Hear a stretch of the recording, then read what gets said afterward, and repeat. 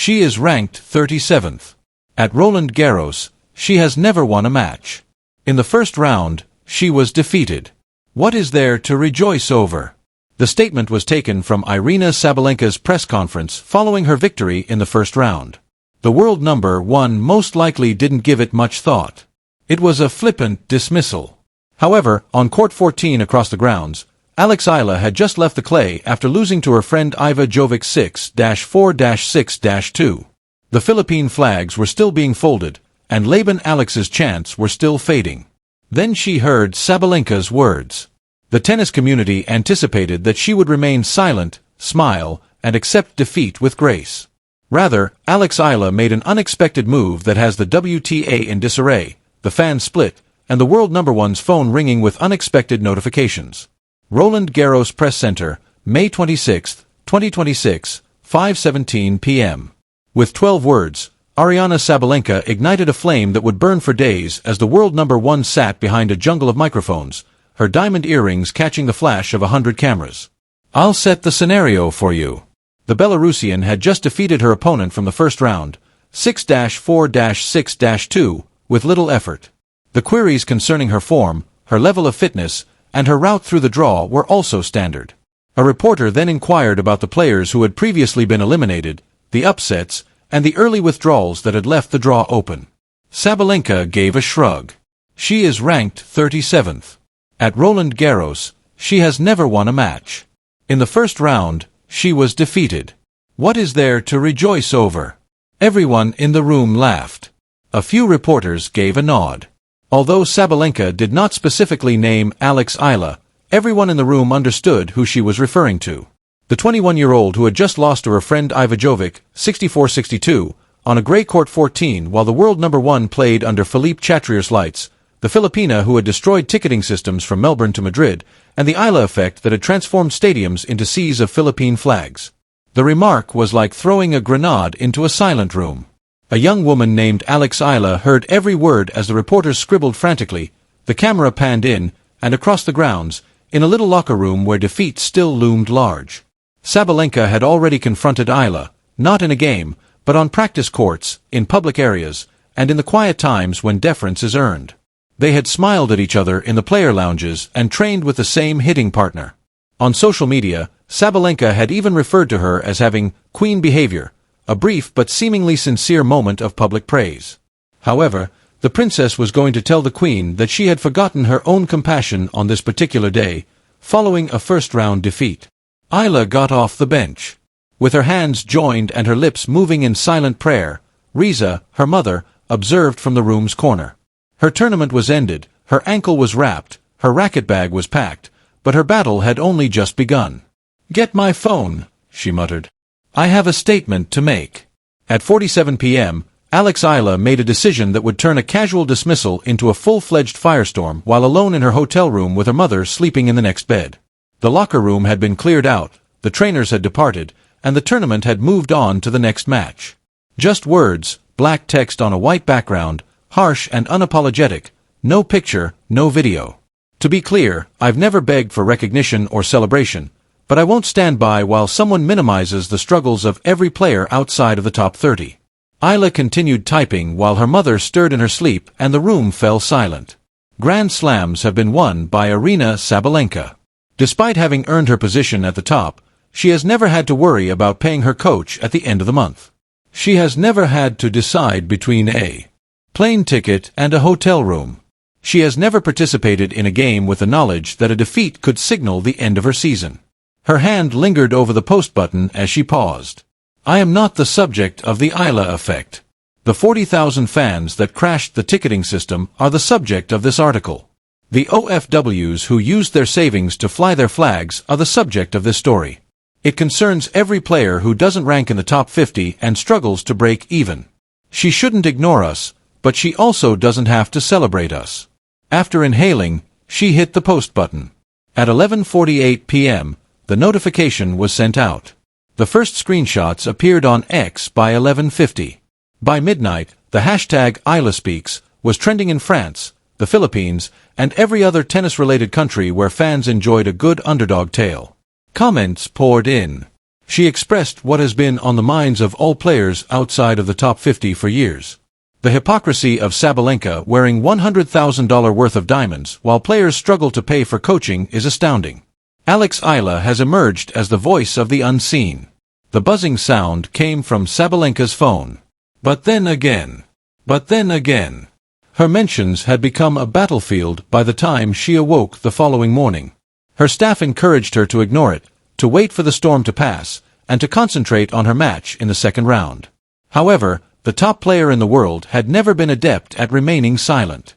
The Players' Lounge, Paris, France, May 27, 2026, 9:14 a.m. Unlighted phone screen. Aryna Sabalenka's jaw tightened as she saw the headlines. She first came across an article from a Philippine publication. Eala responds angrily to Sabalenka's disparaging remarks. The BBC was the source of the second.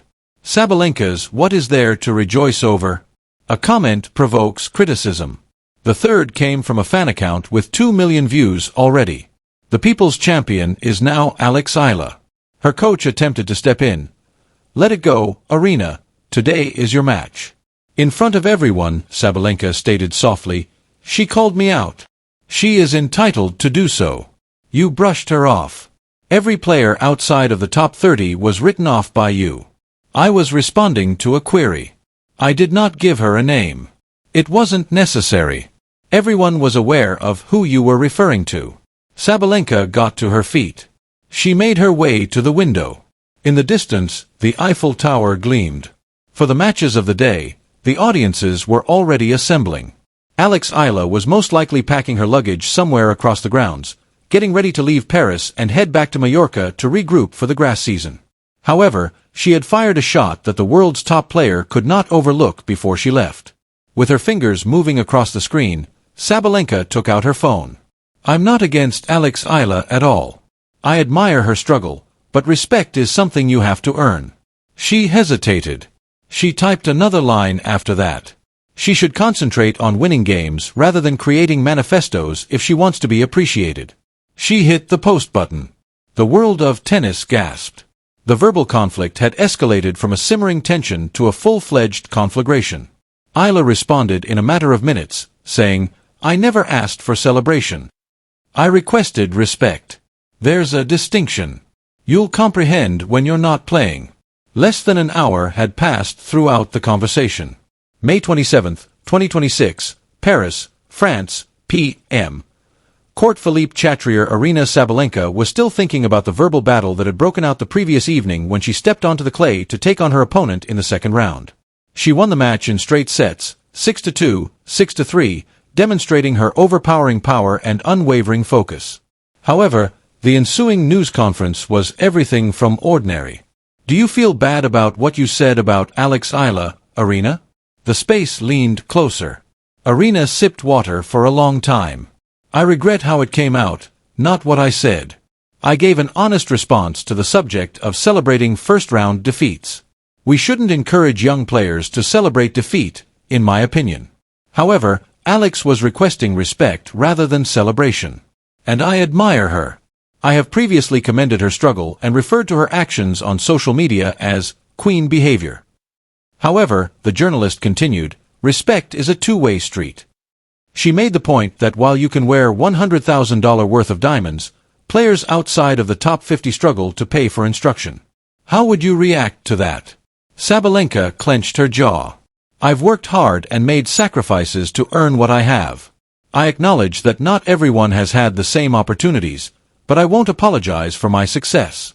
That's the reason I've advocated for reform and spoken out against prize money." She hesitated.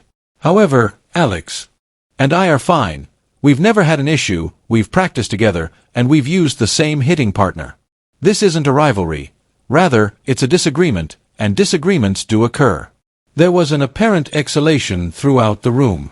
However, Alex Eala was watching the press conference on her phone as a first-round loser was packing her bags in a hotel room across Paris. Her face remained unchanged. She told her mother that she still didn't understand. Perhaps in the future, when she is no longer playing, she will. Eala gave a little weary smile. Perhaps. The news about the verbal battle disappeared. The French Open went on. There would be new winners. However, there has never been more stillness between two of the most talked-about tennis players. That evening, Alex Eala, whose French Open campaign was done and her ranking was expected to slip from 37 to 42, boarded an aircraft back to Mallorca. She had not progressed past the first round and had not won a single match, but she had accomplished something that no ranking could adequately describe. She had spoken for the millions of people who felt that battling was more important than winning, for the players outside of the top 50 who found it difficult to pay for coaching, and for the OFWs who used their savings to fly their flags. With her sights set on the trophy that had escaped her the previous year, Aryna Sabalenka advanced to the third round. She had been repeatedly questioned about Eala. Her responses were more succinct, condensed, and cautious every time. "I've spoken my mind and am now concentrating on my next game." However, the question remained unanswered throughout every interview, press conference, and quiet period in between points. When a player with everything dismisses a player with nothing, what happens? As it happened, neither a press release nor a social media post contained the solution. It was evident in the 40,000 spectators who had overrun a ticketing system to witness a first-round loser fight, in the flags that kept waving, and in the cries that kept resounding. The ALA impact was about connection rather than victory, and no number of disparaging remarks could break that connection. The remaining question is easier to answer than it first appears. Will Aryna Sabalenka remember the players she dismissed or the first-round loser who reminded her that some victories are not measured on a scoreboard when she reflects on this moment years from now, the Grand Slam she won, the #1 ranking she held, and the champion she defeated? For more stories that go beyond the score, leave a comment below and subscribe to Court Legacy.